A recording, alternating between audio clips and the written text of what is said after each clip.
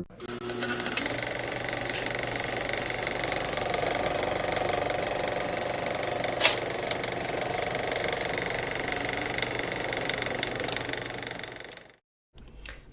everybody, what's going on? We're awfully close. Yeah, what the fuck happened here? I guess we were closer to the table than usual. Yeah, that's probably what it is. And I think the laptop has kind of shifted position over the days. Rearrange everything. There That's about right. And then Spock is moving by, not really moving by itself, because Pookie is messing with his leg again. What's all that light? It's actually it's off the ceiling. Yeah. White ceiling. There you go. There you go. There you go. That's all right, so we got it. We got it, I think. All right. All right. So how's everybody doing? It's Sunday evening, at least where we are, and we are talking about this great fucking movie here. I think this is one of the ones that we brought up on Friday night. Yeah, I had never seen it. Because I had wrote down, because people had been making suggestions and stuff, and then I thought to myself, I was like, oh, I've been wanting to do this movie for a while. Weird thing about this movie, though, is that it's not officially streaming anywhere. Like, I looked it up, and you know how when you Google a movie and it says, here's all your options. You can rent it for $2.99 on YouTube or Amazon Prime or whatever. Nothing. There's nothing there. Happily, though, several people have put this movie up on YouTube for free, and that's in HD. Yeah, it looks good. So that's where we watched it. I have no idea why it's not available to officially stream anymore. Must be some kind of licensing problem like Bonnie's Dog. I figure that if it's not, then that's totally legit for people to be putting that up. So that's how we watched it. It's something to do with licensing. Well, obviously it must be, but it's just like, I don't know. And that's what, you know what? Okay, so this makes me really mad because I fucking love this movie, okay? I've seen it probably 3 or 4 times, maybe 5 times. I've seen it several times. I actually saw this movie in the theater when it first came out back in 2000. And it didn't do very well commercially. I think it only cost like $6 million to make or something like that, and it made like 11.5 million back, which, not great, so it wasn't really much of a success. However, it was a critical darling, and it got nominated for a couple of Oscars for makeup, and Willem Dafoe got nominated for Best Supporting Actor, but neither of them got it, unfortunately. Yeah, this movie here is a star-studded masterpiece, and it's fucking awesome. I love this movie so much. It's about the making of the movie Nosferatu, which is a German ripoff of fucking Dracula. The director could not. This is a real story. In real life, the director could not secure the licenses for Dracula. The widow of Bram Stoker wouldn't let him have it. So he kind of rewrote the story around a fictional vampire named Count Orlok. Now, it was evidently a real good movie. You can get it, but the licensing issue fucking came up anyway, and they made them destroy this movie, and only one copy survived. It almost was lost to history. Which would have been really sad, because the original Nosferatu is awesome. Yeah, and it's a silent film. And Nosferatu, or Count Orlok, is played by an actor named Max Schreck. And in the movie, he appears, he looks like me. He's this bald dude with big pointed rat ears and like fucking weird looking face with like rat teeth, and he's in this fucking weird coat and everything. He looks great. Big old long fingers, big long fingernails. Just walks around real unnatural looking. Eyes are all fucked up and everything. And Max Schreck played him. Now in real life, nobody knew much about Max Schreck. And this is evidently the only movie that he made. No, I looked it up later. He actually was in a bunch of other movies. Okay. He was? All right. But I think at the time, I think everybody knows that now. But I think at the time that he made this movie, the makeup and shit like that was so good that a rumor started going around. That he was really a vampire. That he was really a vampire. And that's where this movie comes in. Yes, this is very fanciful. All of the people in this, all of the characters are in this, are real people, are based on real people. Yeah. But they're not. They took a lot of liberties. They took a lot of liberties. It's okay. What they're doing with this one is that they're running with the story. Yeah. Yeah. They made that movie Nosferatu, and Max Schreck was just a stage name for a real vampire that the director found out in a castle and made the movie around him. And so the movie is about making Nosferatu, and there's a real vampire in it. And, Right. and only the director knows he's real. Yeah. The rest of the cast don't know that that's a real vampire. They think it's a method actor. Yeah. In real good makeup. Yeah. But no, he's a fucking vampire, and he's killing the crew. And the fucking director's like, you told me you will not harm my people. The director's played by fucking John Malkovich. He fucking knocks it out of the park. I mean, he's crazy as shit. Like he always is. He Malkovichs his way through this motherfucking movie. He's great. And then you got what they got, Udo Kier. Udo Kier is in it. Yeah, he's the producer. He's the producer, and he's Alvin just Grau, which was also a real person. And that dude just does what he does. That I love Udo Kier. Creepy, freaky Udo. What was that movie that we saw him in where he would play that fucking like a Dr. Frankenstein type guy who was doing? Well, it was the Andy Warhol one, like Flesh for Frankenstein. Yeah, that's right. Yeah. Andy Warhol, Fresh for Frankenstein. Flesh Fucking for classic. With I love that Udo movie Kier. too. Man, it was great. Udo Kier was also in Suspiria, although it was like a pretty small part actually. And Max Schreck, the vampire, is played by Willem Dafoe. And Dafoe knocks it out of the fucking He's park. so fucking good at this. I thought he was fucking good. I thought he was great in Spider-Man as the Goblin. He's fucking great as fucking Count Orlok or this vampire. And he's just creepy as shit. And he's just, ugh, man. And what's weird about him is he's got all the same.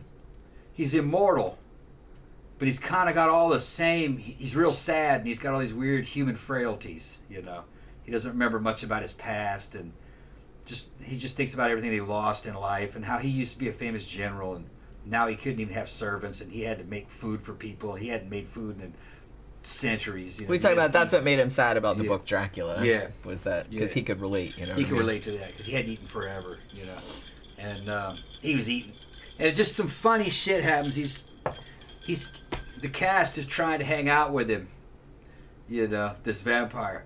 They think he's like, come on, you take those silly ears off, that type of stuff, and they're just trying to get him to, you know, talk, and. he won't break character though. From their point of view, it's like he's not breaking character. He's still talking like he's a vampire. He was a vampire. In the middle of the conversation, he reaches up and grabs a bat that flies by and just starts eating it in front of them. And they're just like they were drinking. They were drinking schnapps. The vampire was drinking. Yeah. Later on, there says, "Yeah, I knew he was a vampire. You saw him. He ate that bat." He goes, "No, he was drunk." He was drunk. You know, like, just, you know, you get drunk, you eat bats, you know. That's Well, I love that he did that, Yeah. and then like the other two guys are like, "What an actor!" Yeah. Just Like he's like all in for this shit. Well, the funny thing is like the premise of this is hilarious. Slasher Fred points out the plot of the movie is very much similar to Wes Craven's New Nightmare. Yeah, kind of, because it's sort of what if Max Schreck was actually a vampire. Richard Brown said, isn't Eddie Izzard in it? Yes, Yeah, he he's is. in it. He plays and I love Eddie Izzard. You guys know. But he plays like the leading man. all these Of weird dudes Nosferatu. in the same movie. Every weird dude you can think of is in this movie. And guess who produced this motherfucker? Nicolas Cage. Nicolas Cage. He should have been in it. Cage Well, is the he was fucker. actually he was going to be Max Schreck. Oh, okay, yeah. That was like the original thing. Yeah. I don't know if it would have been quite the same though. Well, because the thing Willem about Dafoe, man. because oh my god, Yeah, this is no. probably, and there's a lot of competition to this because I love Willem Dafoe, but this I think is probably my favorite performance of his. Yeah, he's great in this. He's so fucking good in this. Yeah. And I wish he'd won the Oscar. He did get nominated at least, but he's just so fucking creepy, man. Yeah. Like the fucking facial expressions Yeah. he makes and stuff like that. Oh my god, it's so fucking great. Yeah, he can do his eyes. It's so good. But it's like, well, okay, so like if you haven't seen the movie, it's kind of hard to explain because I'm not really sure what genre even I would place it as, because it's kind of like a horror movie, sort of. It's horror. It's kind of like a drama, but it's kind of like a black comedy too. Yeah. But I don't want to go too far in that direction because it's not like zany. I No. feel like the comedy is more just kind of like grim and sort of like understated. Well, it's also the comedy is in how bizarre all these characters are. Yeah, that too. Every character Like in it's this not is super overt. Pretty much bizarre. Some bizarre, crazy German film dudes. Yeah. Wearing white coats and fucking goggles when they're filming, and it's accurate evidently to the way things were filmed back then. They put these goggles on so they can see what it would look like when it was black and white. I mean, I assumed that's what it was. I wasn't really sure. Every time they put them on, and then they would show it black and white sometimes. So I think it helped them see what. It's kind of like welding goggles. Yeah. Or Why the lab coats, though? We don't know about that. Because it was scientific. It was high tech. Because they're doing science. It's scientific, high tech shit. Because they're Germans. That's how they do. Yeah, filming was high tech shit back then. Well, I mean, it was very much in its infancy. This was like when they were making the movie. It's like 1921, right? Because the movie came out in 1922. So it's that. But the thing about it. So John Malkovich, who plays F.W. Murnau, the guy that directed Nosferatu. Now they did take a lot of license with the actual person of F.W. Murnau, who because in this movie they're trying to make John Malkovich, he's like almost as crazy as the vampire is, because he's like completely dictatorial. They're a lot alike. And he, and like he doesn't care about anything except his art and like getting this movie made. He doesn't give a shit like if the vampire kills. I mean, he gives a shit. He kills a lot of the crew. But yeah, like a lot of the crew get killed, but it's like as long as he gets the shot, like it's fine, because he wants this movie made for posterity, and that's like all he cared about. Now, obviously, like the real guy, F.W. Murnau, was actually not like that at all. Like he was actually quite a nice guy, like at least according to everybody that knew him. So it wasn't anything like this. Story. But it wouldn't work in the story because I really like the way, I mean, like I said, the film, it's very fanciful in the way that it's coming at filmmaking, and it's almost kind of like, it's sort of making like a meta statement about like film versus reality, you know what I mean? Because there's a lot of that kind of like theming in there, like especially like toward the end where John Malkovich says, and the vampire's like killing all these people on the set, and he just keeps on filming it. It's like he doesn't give a shit, and then he just says something like, he says, if it's not in frame, it doesn't exist. Yeah. So they're kind of like, so like I said, the vampire that. Yeah. So it's kind of like making a meta statement about the reality of like reality versus film, and it's like, so it's kind of like it has a deeper meaning to that too. But what was great about it is that they wrote the movie around the Nosferatu film, and they tell you this story in a way. No, they wrote the story and they shot it in a way that makes the movie Nosferatu, the one you can go see, what really happened. Yeah. In other words, the death scene that you see in the Nosferatu film, this movie says that was real. Like he really did fade out and all that shit. All that was everything you see in that movie. Like that, that ship was a set. We had to make that set because we couldn't get Dracula on the ship. Because he wouldn't do it. So we just built a set for it because it was just a cheap set. So everything. So when you watch that movie, it would all link back into this movie, Shadow of the Vampire. Oh, that explains why that scene looks like shit. Yeah. You know what I mean? Fucking it's a genius. Like I said, meta as shit. It is meta as shit. Yeah. But it's like, but not in like a winky, like clever kind of way. You know what I mean? But like the more times you see it, like the cleverer it is. You know what I mean? Yeah. And this was, in case you didn't know, this was directed by Elias Merhige, is I think how you pronounce his last name. Who, if you know anything about like weird ass cult films, also directed probably one of the granddaddies of the weird ass fucking cult films, which is Begotten, which came out in 1991, which is fucking weird as shit. And he shot that as though it was an actual silent movie from the actual silent era. So like it's all black and white, there's no dialogue, it's all grotty looking. It looks like it came from that time period, and it's something. It's I wrote a big long thing about it like a long time ago, but it's like super nightmarish. So he was kind of like the perfect person to film this, because he clearly has a great love for the silent film era and for filmmaking in general, just like as an art form. So I really like that he was kind of the one to tackle this. I had forgotten, like, for some reason, like I said, I saw this in the theater and I've seen it a couple times subsequently. And it always makes me sad that, like, a lot of people haven't seen it, especially considering what a fucking amazing cast it has and just, like, what amazing acting performances it has. Yeah, Eddie Izzard is in this. Cary Elwes is in this. He kind of plays Fritz, who's the guy that... Well, because the vampire fucks up the cinematographer like on the down low, you know what I mean? Because the whole deal is that F.W. Murnau is the only one that knows that Max Schreck is for real a vampire. Like, he doesn't tell any of the crew, like I said, he just tells them he's a method actor, so everybody's like, oh wow, he's amazing. And he won't, like, let them see him, like, before, you know, the shoot that they're doing. And so what they find out later is that he actually promised Max Schreck that he could eat Greta, who's, you know, the ingenue, like the main actress, like in the movie, because he kind of has a thing for her. So he promised the actress to him, and that's like how he got him to do the movie. Yeah. But he doesn't tell, but nobody knows that until like the very end. Yeah. So he's like basically like sacrificing people for verisimilitude, like in his movie. This is like one of my favorite things is like the first time, like there's a great scene where it's the first time that the cast and crew see Max Schreck. So like they're doing a scene and like Eddie Izzard is there. He's playing like the main, what's his name? Werner or Wagner or something like that. I can't remember what his name is. Werner, I think. And so he's kind of like going in the castle, and then like he, you know, Max Schreck like comes creeping out of the fucking whatever, and everybody's looking at him like, holy shit, like he looks like really fucked up, like because he's got all like his makeup, quote unquote, that they think is his makeup. And then so like the producer, who is Udo Kier, he leans over to John Malkovich and he says, where did you find him? And he says, in that hole. Yeah. And they're just like, what?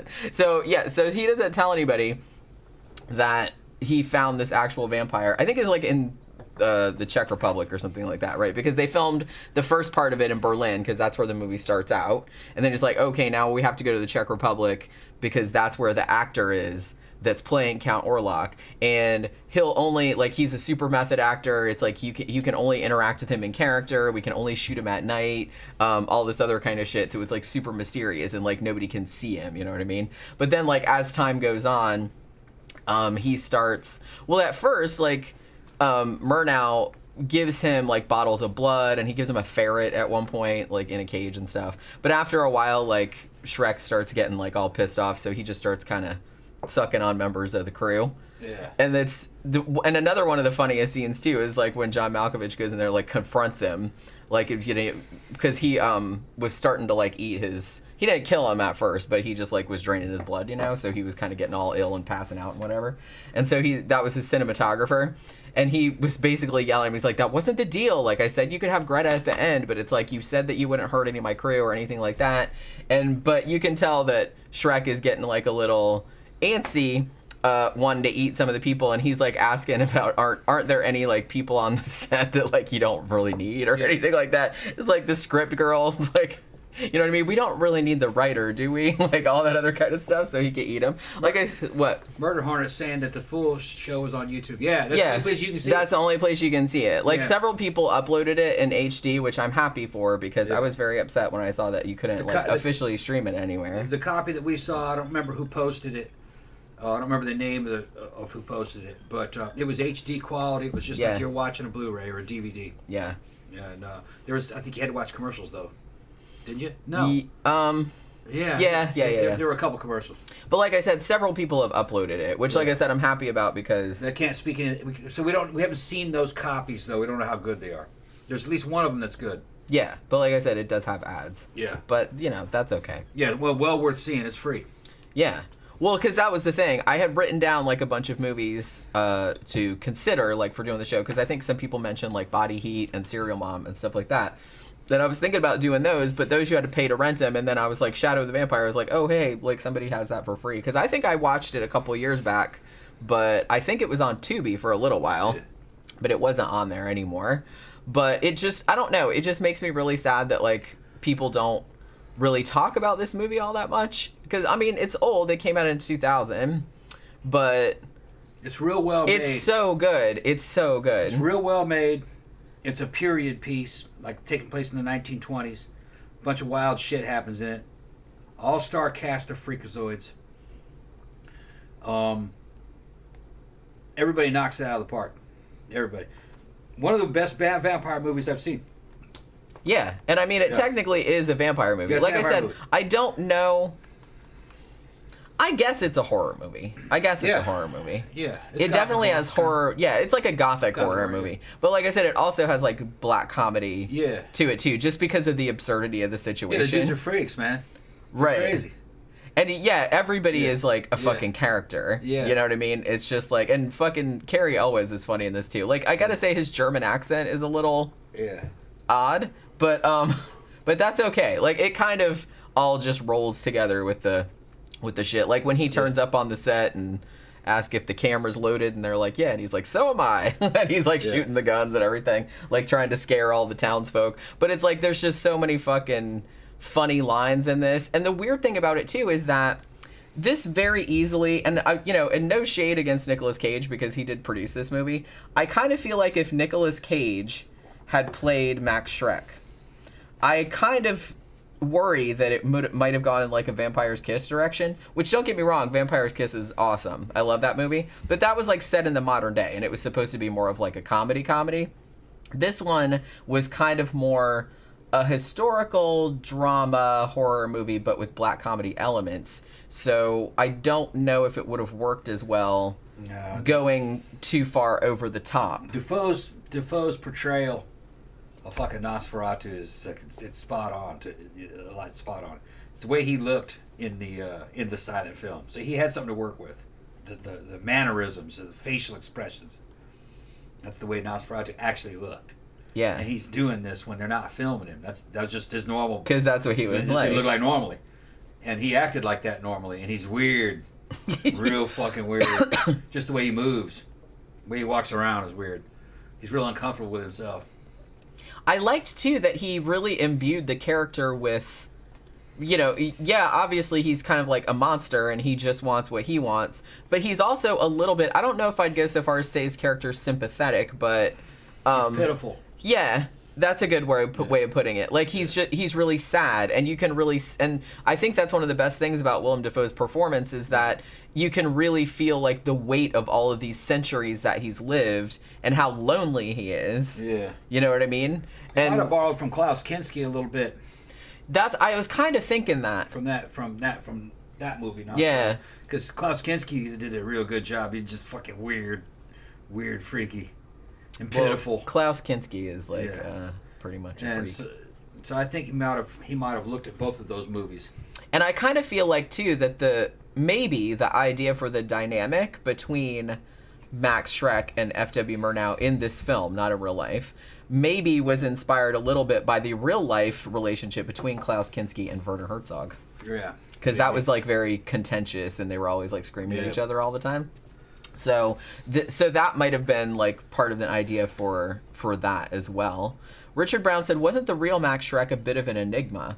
Yeah, that's the thing. I had always heard that as well. I looked up just out of curiosity because I don't know where I heard this, but I always heard that, the reason that the rumor sprung up that Max Schreck was like really a vampire, what the fuck was up with that dude, was because Nosferatu was the only film that he did. But when I looked up his Wikipedia page earlier, that is not the case. He actually did a lot of films prior to Nosferatu and afterward. Okay. And it's weird because I had never seen a picture of him outside of the Nosferatu makeup, so I had no idea what he really looked like. What did he look like? Weird looking. Okay, He's weird looking, but I mean, he didn't look like. I mean, he was very striking looking. He did. You could tell that, that was kind of the roles that he was going to be playing because just because of the way he looked. Because of the way he looked, like he wasn't like grotesque or anything like that, but he did have like a very specific kind of character actor kind of look to him, I guess. But that just like struck me as really funny. I was like, it just occurred to me that I didn't even know what Max Schreck looked like in real life, like without that makeup on. Because I have to say, like the makeup in the original Nosferatu, I was looking at it again, like looking at stills up, because I've seen Nosferatu like a bunch of times, the original one, but the makeup in that is really good. I mean, that he looks like a fucking rat man. Mm-hmm. It doesn't even really look like makeup. Yeah. It was low resolution back then. That too, that probably analog, helped. And there's the way the lenses worked, it'd be easy to fool your eye because the image is kind of not real crisp. So, but it's very artistic. It looks good. Yeah, it looks so. It's like really unsettling because he really looks like inhuman. I'd like to have that jacket That is a badass jacket. Yeah. I'm sure you could probably find that somewhere. I mean, that movie is so famous, you would think. Yeah, they probably sell something like that. John Smith said, Cruise played a vampire as I'm pretty, isn't it tragic? Dafoe forgot his last social grace centuries ago in this film. Yeah. That's a good way of putting it. And like I said, I think that's what's good about his acting performance is that you can really believe that this dude has been alive for thousands of years, they imply, and it doesn't have to do normal human shit and doesn't really remember how to like act around people because he doesn't have to. Yeah. Like he doesn't have to eat, he doesn't have to do people shit, and he doesn't have to be around them. Didn't have to work either. That's what I mean. So he just kind of like creeps around. Mm-hmm. But that's also what's kind of like tragic about his character is that he's just creeping around in this like old ruined monastery or whatever. They said that's where they found him at. And, you know, he's just comes out and like eats every now and then, even though he says he has like a really great monologue at some point in the film where he's just saying that he used to like command armies and he had all these retainers and drank from golden chalices and stuff like that. Yeah. And now he's like creeping around in this old just like eating rats and picking off peasants and shit like that. Said he knew Plato too. That's what, that was what was funny because like Fritz, Cary Elwes' character, who's like the new cinematographer, and he comes in there and he sees, you know, and he just thinks that it's an actor, right? So the guy's like in the coffin and he's talking about the makeup and stuff. And then he said, do you ever read Plato? And then he said, read him, I knew him. So like I said, implying that he's like really, really like thousands of years old. But I don't know. I just think that's probably my favorite thing about the film. It's just everything about this movie seemed specifically calculated to make me into, because I was like, this is a movie that was made pretty much specifically like targeted to me. One of the weird things about it, or interesting things about this movie, is when they question the vampire about where he came from and his origins and everything. He couldn't remember much, which makes you wonder, if you live a couple thousand years, does the brain have a limit to its storage capacity where it was so long ago you can't remember anymore? It's just faded away. Like maybe memories are slowly replaced. Yeah, and that's why, and it's funny because like the two guys, they're kind of drunk and they're trying to like, you know, bro out with him or whatever. Yeah. And, you know, getting him drunk on schnapps, and they're asking us, like, ask him some vampire questions. Yeah. And so he's asking him, it's like, well, how'd you get made into a vampire? And he said, I don't remember. Or, like, where were you born, or were you born? And he didn't remember, and they were just like, come on, man, like, you know, at least come up with something. But he really couldn't remember. You asked him if he made any, why doesn't he make any other vampires? And he said he's too old. Can't do it. And then he says, I'm not sure I've ever made any of them. Yeah, he said, I seem to remember that I was never able to. That's right. Yeah. That's what he said. Right. So that's another thing that they're kind of like getting into. Yeah. Because he has a big long thing too, where they said, "Oh, I read that book Dracula. Like Murnau gave it to me," and they asked him what he thought of it, like how the vampire mythology and they're like stacked up to the real vampire stuff, and he just said that he thought it was sad. Like I said. Yeah. And they were like, why do you think it was sad? Like, they thought that was the weirdest thing ever. Yeah. And he said the thing that made him the saddest was, like, the scene where Jonathan Harker comes to Castle Dracula, and Dracula has to, like, make the dude food and, like, things like that. And he's like, how would he even remember how to do that? Because he hadn't had to do it for such a long time. Because he doesn't eat. Yeah. So, and he's like, and now he used to command armies, and now he's just, like, being a servant. Yeah. To this human person. Yeah. And he found that very, very sad. Because I guess it, like, mirrored his own experience, because he kind of said something about that, too. But, so yeah, there's, like, you know, considering the absurdity of the premise, I guess, it's not as funny as it might seem, but it is funny, but, like, in a kind of more understated way. And I also think that Willem Dafoe did a great job just like giving the vampire a lot of depth, and like I said, he's almost kind of like a pitiful or like a pathetic figure as well, even while he's like eating the crew and just and even though, like I said, some of the situations are just completely ridiculous. He does have some of the powers though that a vampire is supposed to have. He froze what's his name by looking at him.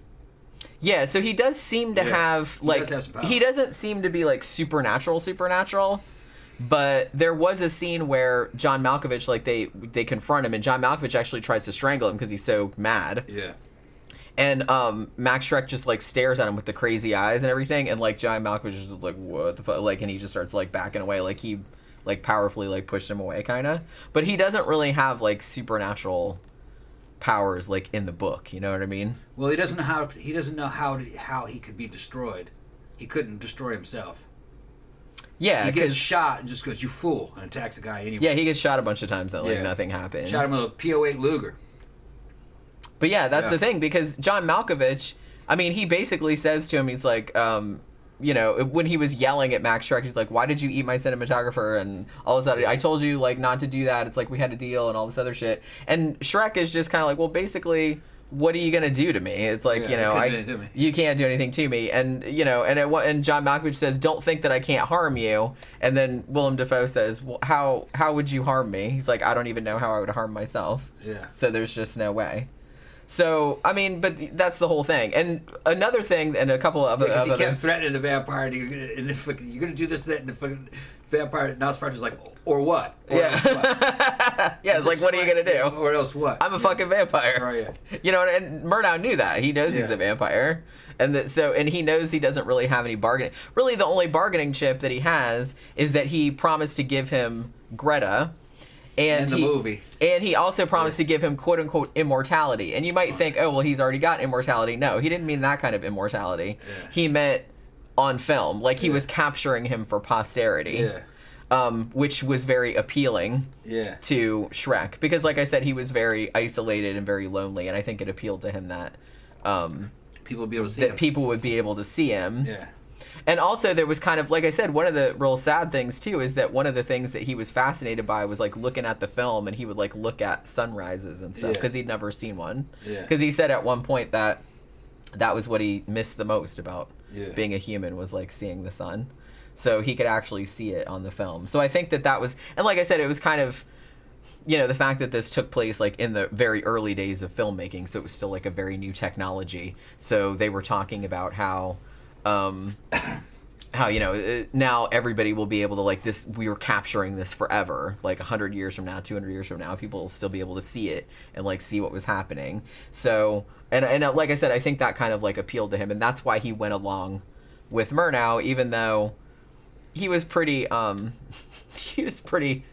recalcitrant, I guess. Well, because he just kept saying, but like I said, there's nothing that really Murnau could do to like stop him from snacking on the crew if he wanted to, because he pretty much started doing that like almost immediately. Like he started biting the cinematographer. Restored version. Wait a minute, where? Oh, there's a 30-minute extended version of the movie Nosferatu 1922 with original footage that was lost and now found by the company Kino International. Oh yeah, that's right. Yeah, I remember hearing something about that actually. Yeah, if you saw, it's only 30 minutes long. The whole movie? If you saw Nosferatu before 2007, you probably haven't seen the entire film. Yeah, because some of it was. I mean, we're lucky that it was preserved at all, because, like I said, most of the copies were destroyed, like back then, because of the copyright infringement, which that's fucking crazy. But I'm just glad it survived because it's a fucking classic. Hugo said, "I was a Nosferatu for Halloween once. Long coat and roller skates for the floating effect." That's a great fucking idea. That's a great idea. Slasher Fred said there was an episode of Are You Afraid of the Dark called The Midnight Madness, where the character of Dr. Vink shows a failing movie theater his own version of Nosferatu. I don't think, you know what, I remember that show being on, but I don't remember that episode. John Smith says, my other tragic vampire is Eli from Let the Right One In. Yeah, that's a great fucking movie too. I don't think we've ever reviewed that one. I don't think Tom ever saw that one. I don't know if that would be his cup of tea. Although I didn't know if this movie would be his cup of tea either. But I mean, we were watching it, and that was the one that he seemed like the most interested in, like of all the ones that I wrote down. So, and I was like, hey, it's free on YouTube, so we watched it, and he ended up really, really liking it. So, I was happy. I was like, good. I was like, because I fucking love this movie. But you never know. Like, I never knew if he was gonna like it or not, because I didn't know if he would think it was too slow or too weird, or I don't really know. It's not that weird, and I mean, compared to, Elias Merhige, like his other famous movie, Begotten, which is for real, like weird as shit, and kind of disturbing. So I feel like maybe people would think that this movie was kind of more like that, like it was more, I'm not saying it's not kind of like arty, it is, but it's pretty straightforward, and I think that most people would probably enjoy it. And it's not like long, it's not ponderous, it's nothing like that. I think it's only like an hour and a half or something like that. It's like just a pretty short movie, and it moves along like at a pretty good pace. It's not real ponderous, or it's not real pretentious or anything like that, because like I said, it does have this kind of like thread of black humor running through it just because of the absurdity of the situation. And honestly, just watching Willem Dafoe like being the vampire is just like, that's worth the price of admission all by itself, because he is just fucking wildly entertaining. He's just really, really entertaining. It took me a second to get adjusted to his accent, though. So if you guys want to put subtitles on, you may want to do that. Yeah, because everyone kind of has like German accents, and you know, none of the actors other than Udo Kier, I think, are actual Germans. Yeah, and Nosferatu fucking mumbles a lot. He grumbles. He says things real low, so sometimes you don't know exactly what he said. But and because he has those teeth in it as well, so I guess that doesn't help. Slasher Fred said there's also a movie called Blood, the Last Vampire. I've heard of that, but I've never actually seen it. Somebody said, wait a minute. Karen Lee said, I like this movie. Now I know the name. I will watch it again. Thank you. Yeah, you should. Like I said, it's free on YouTube. And it's great. Like, more people should see it. I just feel like it almost kind of like forgotten about. And that's kind of a shame, because it's like pretty rad. Somebody said, Slasher Fred said, since you are reviewing Shadow the Vampire, one of these days, you should review the movie Hitchcock, which is a biography movie, Hitchcock, which all about the making of Psycho. I don't think that I've ever heard of that, but that sounds like something I would be really into. So thank you for that recommendation. John Smith said earlier, you know your performance is good when a horror film performance gets an Oscar nom. The last one was for Misery.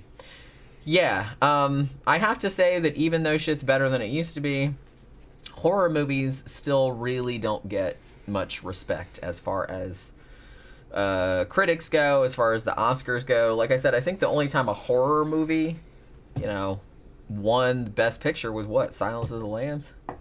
Or maybe, did Get Out win? Because that was a horror movie. That was kind of Stepford Wivesy. So, but yeah, you know, I mean, sometimes, you know, I'm still mad that like fucking Toni Collette didn't get nominated for Hereditary in 2018, because that was, if any horror performance was worth an Oscar, that fucking was. So I don't know. So it's still kind of considered like a little bit of a redheaded stepchild of a genre, I guess. But you couldn't. I mean, Willem Dafoe in this was so good that it's like it would have been a crime if you'd have like overlooked the shit. And honestly, like this, like I said, this got like really good, critic reviews. Like at the time, Roger Ebert loved it. He picked it as one of his 10 best movies of the year of 2000, and he wrote like a really good review of it, which I read.